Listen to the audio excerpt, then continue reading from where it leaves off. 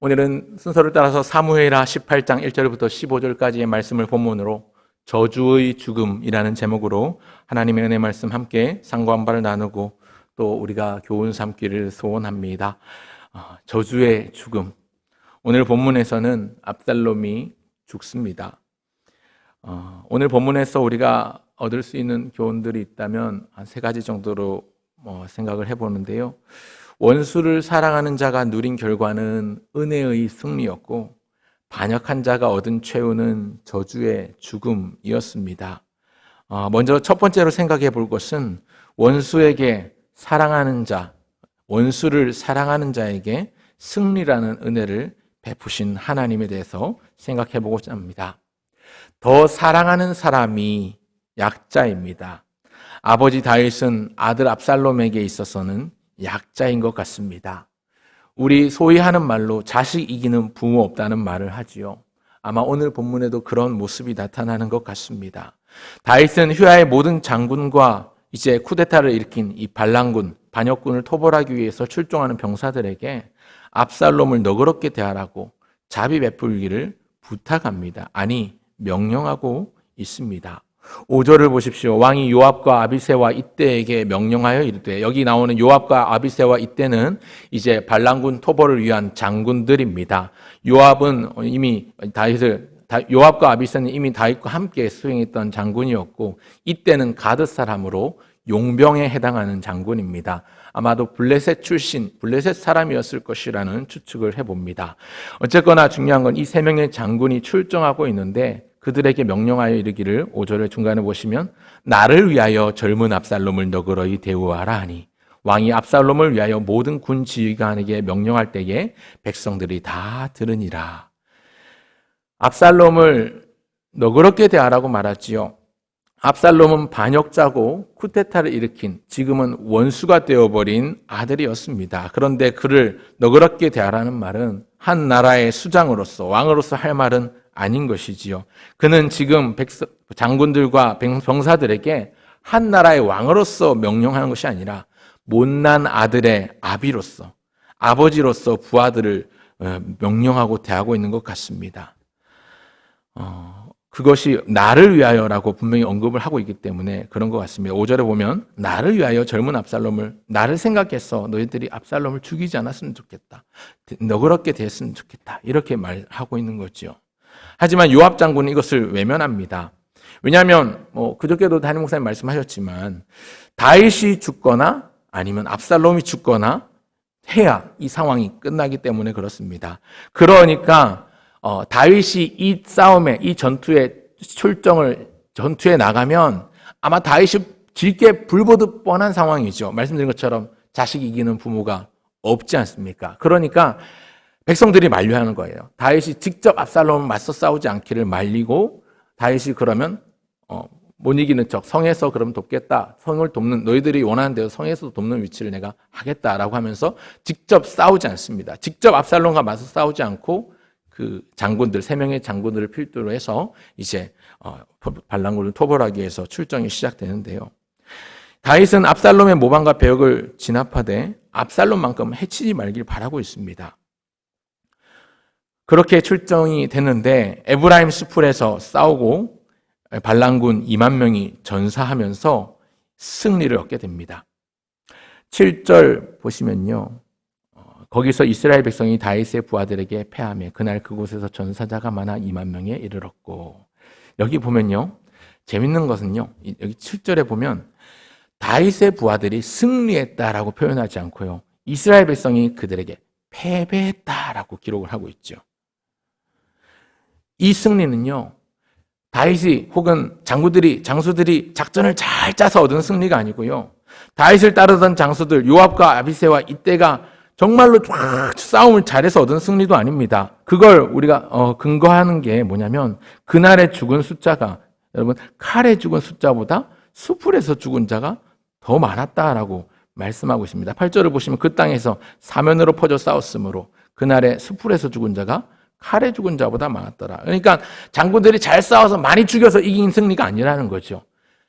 평지가 아니라, 평원이 아니라 수풀에서 싸운 것 자체가 다윗에게 굉장히 득이었습니다. 숲을에서 싸우다 보니까 이제 정규군과 반란군이 싸울 때 정규군에게 훨씬 유리하게 작용을 했고, 실제로 그 지형에 어두웠던 반란군 입장에서는 숲을에서 뭐 함정 뭐 이런저런 뭐 늪에도 빠졌을 것이고 여러 가지 상황이 있었겠죠. 그래서 얻은 승리라는 것입니다.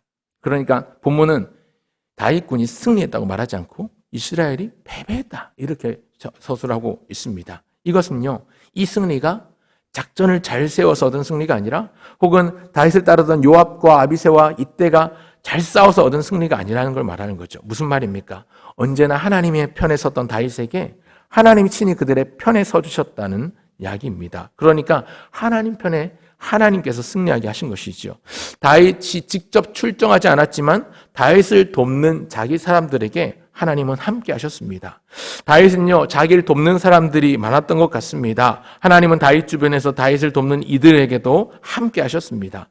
여러분, 하나님의 사람은 그런 의미에서 서로를 위해주고 도와줄 줄 아는, 협력할 줄 아는 사람인 것 같습니다. 서로를 위하고 돕는 것이 하나님의 기쁨이고 하나님의 보람이기 때문에 하나님께서 기꺼이 은혜로 승리를 허락해 주신 것이지요. 재미있는 점은 오늘 본문의 이 전투에서 2만 명이나 사상자가 발생했는데, 전사자가 발생했는데 2만 명이 죽은 것에 대해서는 구체적인 언급 없이 그냥 한두 구절 정도로 짧게 언급이 됩니다. 이것이 무엇을 말하는 것이냐면, 성경은 지금 얼마나 죽었느냐, 얼마나 큰 규모의 전투였느냐, 여기에 관심이 있지 않습니다. 성경이 주목하고 있는 것은 다윗의 모습과 압살롬의 모습을 마치 스포트라이트로 비추듯이 조명하고 있는 것입니다.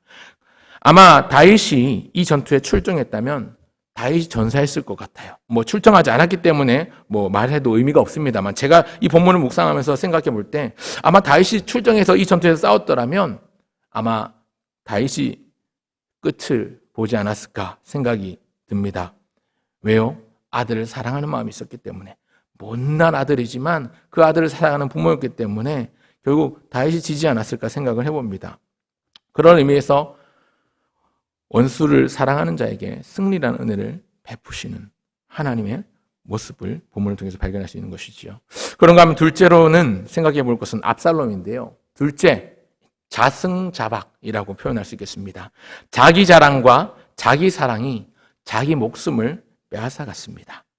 이 반란군 진압은 성공했습니다.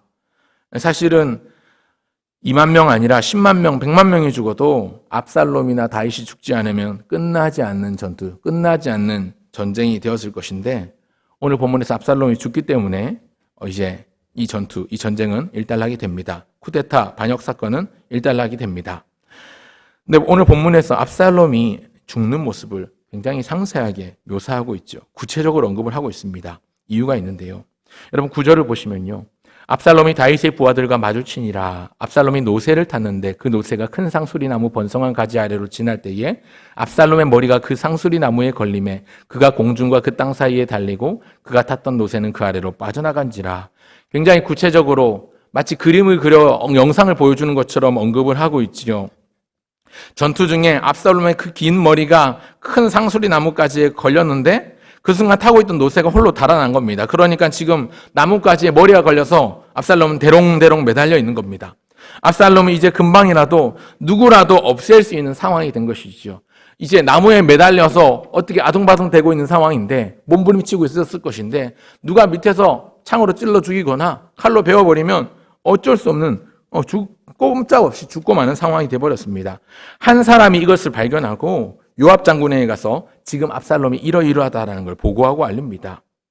요압이 오히려 그 한 사람을 다그칩니다. 왜 즉시 압살롬을 없애지 않았느냐? 다그칩니다. 내가 만약에 네가 그렇게 없앴으면 은 10개를 주었고 띠도 하나 주었을 것이다. 상을 주었을 것이다. 그럽니다. 근데 이때 이 병사가 하는 말이 다윗의 말을 환기시킵니다.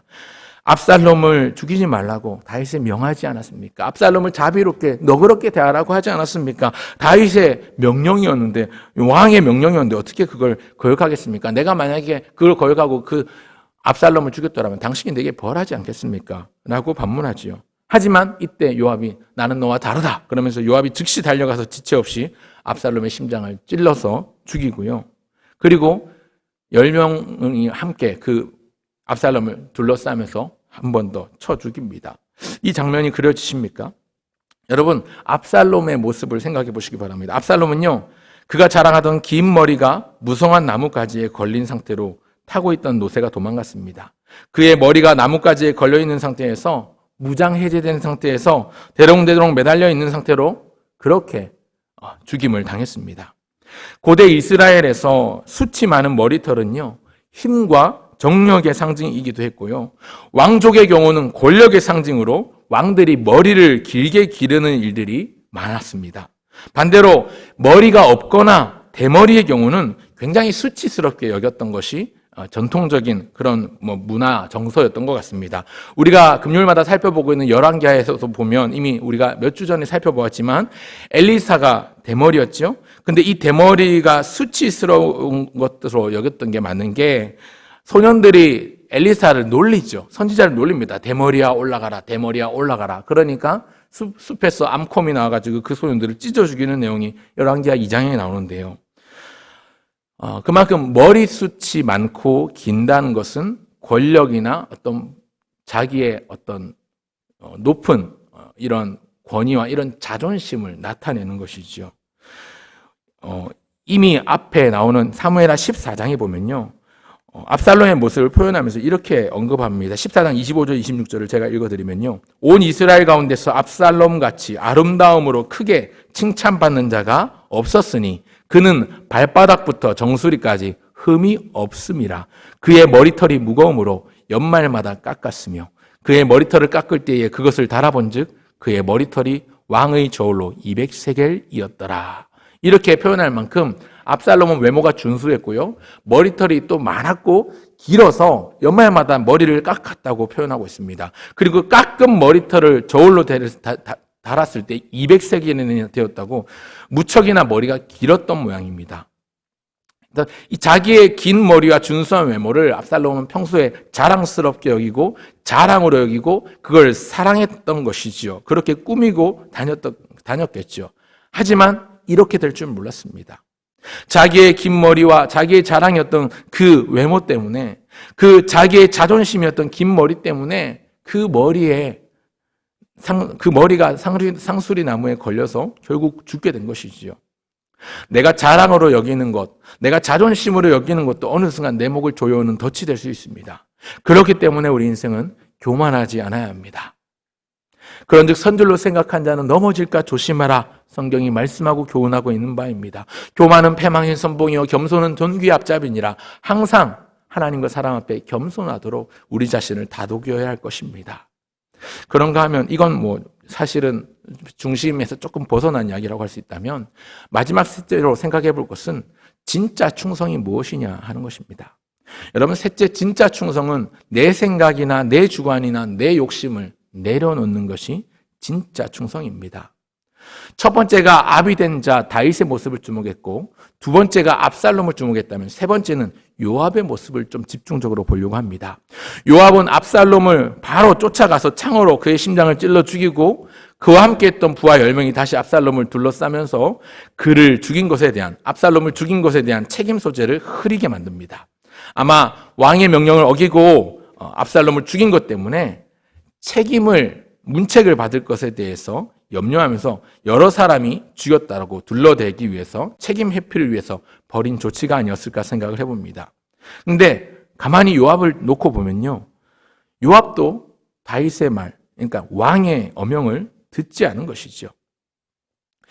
중간에 압살롬을 먼저 발견한 한 사람, 이 병사가 요압 장군을 만류했음에도 불구하고 요압은 압살롬을 죽였습니다. 요압에게 압살롬은 그저 적의 우두머리였습니다. 왕의 명령은 듣지 않았습니다. 그냥 자기 생각대로 행동했습니다.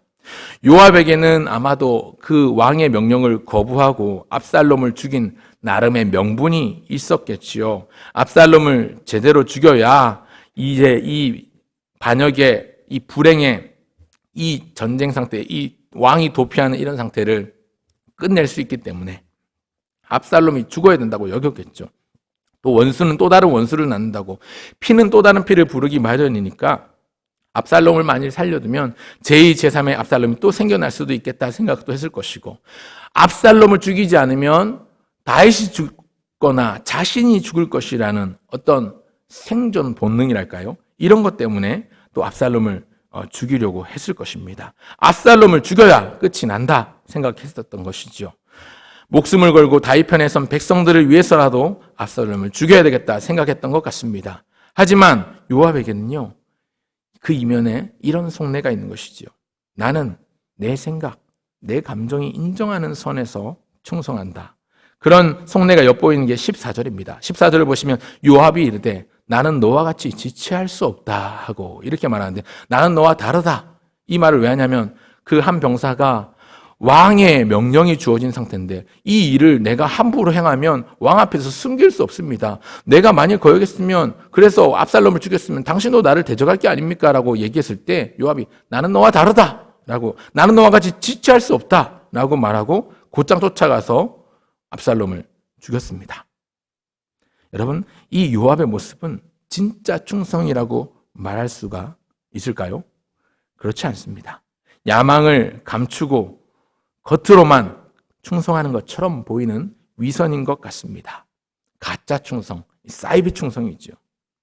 진짜 충성 아닙니다. 왜냐하면 진짜 충성한다면 마음과 말과 행동이 끝까지 같아야 합니다. 못난 아비라도 다윗이 왕이었다면 그 왕의 말에 순종해야 왕에게 충성하는 부하인 것이지요. 그런 의미에서 이 지금 요압과 얘기한 한 병사, 이 한 사람은 나름 왕에게 충성하는 모습을 보인 것이지요. 압살롬을 발견했음에도 죽이지 않고 자기의 상관 요압에게 가서 보고했습니다. 요압이 그를 다그쳤을 때도 오히려 왕의 어명을 이야기하면서, 왕의 명령을 얘기하면서 요압 장군을 만류했습니다. 그것과 대조되는 모습으로 압살롬은 그런 자기의 속내를 감추고 있는 야망스러운 모습을 보여주고 있다는 것입니다.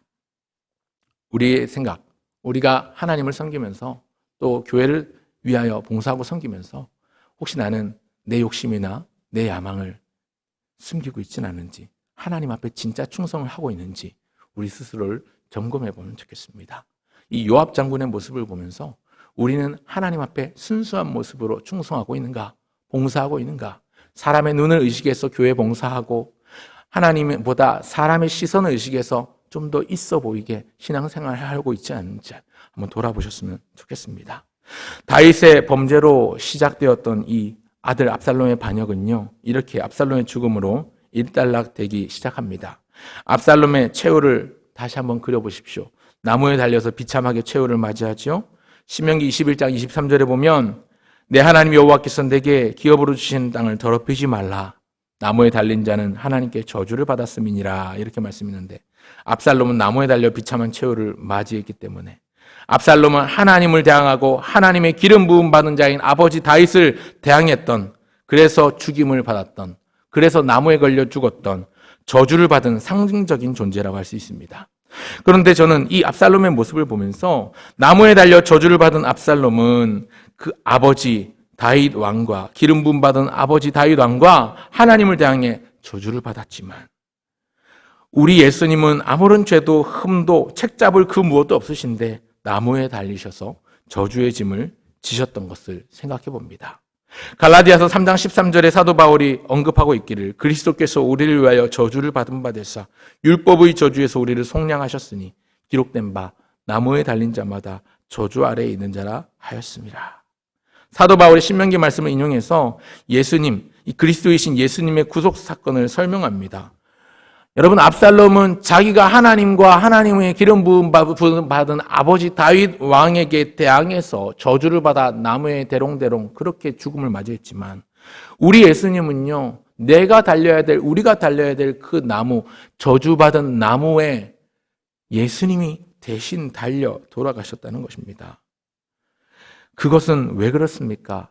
나를 향한 하나님의 사랑, 나를 향한 예수님의 희생, 그 은혜가 우리에게 있기 때문에 기꺼이 자신을 주셨고 자신의 살을 찢으시고 물과 피를 쏟으셨습니다.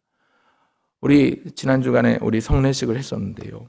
오늘 아까 찬송 불렀던 성찬 찬송을 불렀던 이유도 우리가 생각해 볼 것은 항상 우리가 빚진 자의 마음으로, 하나님의 은혜에 감사하는 마음으로, 그 예수님의 희생, 날 향한 그 하나님의 사랑, 자기의 몸을 주신, 자기의 목숨을 주신 그 예수님의 은혜에 감사하는 마음으로 주님께 빚진 자 된 심정으로 오늘도 우리에게 맡겨주신 하루를 감사함으로 또 우리에게 맡겨주신 사명을 충성함으로 헌신하며 살아갈 수 있는, 그래서 하나님께 영광을 돌려드리는 우리 모두가 되면 좋겠습니다. 특별히 주일입니다. 주일은 여러분 우리가 은혜 받기 위해서 예배 나오는 게 아니고요. 그것보다 더 선행되어야 될 것이 마땅히 하나님 앞에 올려드려야 될 영광을 드리기 위해서, 하나님 앞에 예배를 드리기 위해서 나오는 것이지요. 그런 마음으로 온전한 예배를 성령 안에서 진리 안에서 우리가 드릴 때에 하나님은 은혜를 덤으로 선물로 우리에게 한량없이 부으시는 것입니다. 애초에 예배 목적 자체가 은혜 받기 위해서 예배 간다라는 것 자체는 틀린 거죠. 예배는요, 은혜 받기 위한 수단이 아니라 그 자체가 하나님 앞에 드리는 목적입니다. 하나님 앞에 나아가는 목적입니다.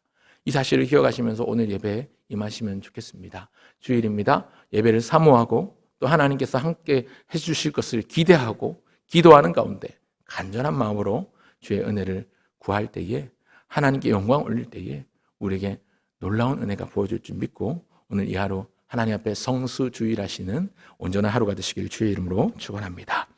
기도하겠습니다.